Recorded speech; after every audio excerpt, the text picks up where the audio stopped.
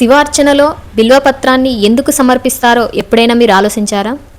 ఎందుకు శివుడికి బిల్వపత్రం అంటే అంత ఇష్టం? చాలాసార్లు మనం వింటూనే ఉంటాం, ఒక్క బిల్వపత్రాన్ని ఆ పరమశివుడికి మనం సమర్పిస్తే కోటి జన్మల పుణ్యం లభిస్తుందన్న మాటలో నిజమెంతుందో ఇప్పుడు ఈ వీడియోలో తెలుసుకుందాం.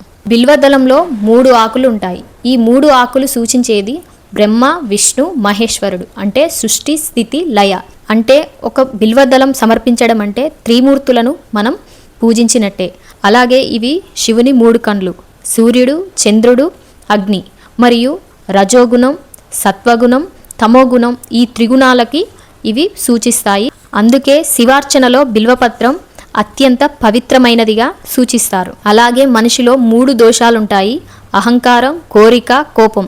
బిల్వదళంలోని 3 ఆకులు ఈ 3 దోషాలకు ప్రతీకగా భావిస్తారు. అందుచేత మనం శివలింగంపై బిల్వం సమర్పించడం అంటే, పరమేశ్వర, నా అహంకారాన్ని, నా కోరికలను, నా కోపాన్ని నీ పాదాల వద్ద వదిలేస్తున్నాను అని అర్పించడం. అంటే ఇది కేవలం ఆకులు కాదు, మనసుకు శుద్ధిని చేసుకునే ఒక ఆధ్యాత్మిక ప్రక్రియ. శివపురాణం ప్రకారం బిల్వ వృక్షం పార్వతీదేవి చెమట నుంచి ఉద్భవించిందని, అందుకనే ఈ చెట్టుని పవిత్రంగా భావిస్తూ ఉంటారు.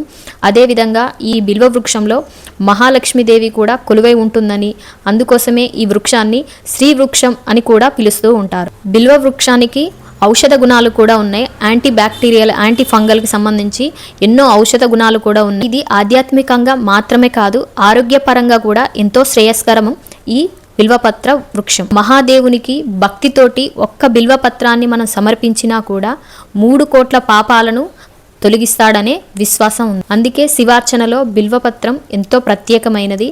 ఆ బోలా శంకరుడికి బిల్వపత్రంతో అర్చన చేసి బిల్వాష్టకాన్ని జపించినట్లయితే మనకున్న పాపాలన్నీ తొలగిపోయి ఆ పరమశివుని యొక్క కృపకు పాత్రులం అవుతాం. ఈ వీడియో మీకు నచ్చినట్టయితే ఒక లైక్ చేయండి. ఈ వీడియో మీద మీ అభిప్రాయాన్ని కామెంట్ చేయండి. ఇలాంటి వీడియోస్ కోసం మన ఛానల్ని సబ్స్క్రైబ్ చేయండి. ఓం నమః శివాయ.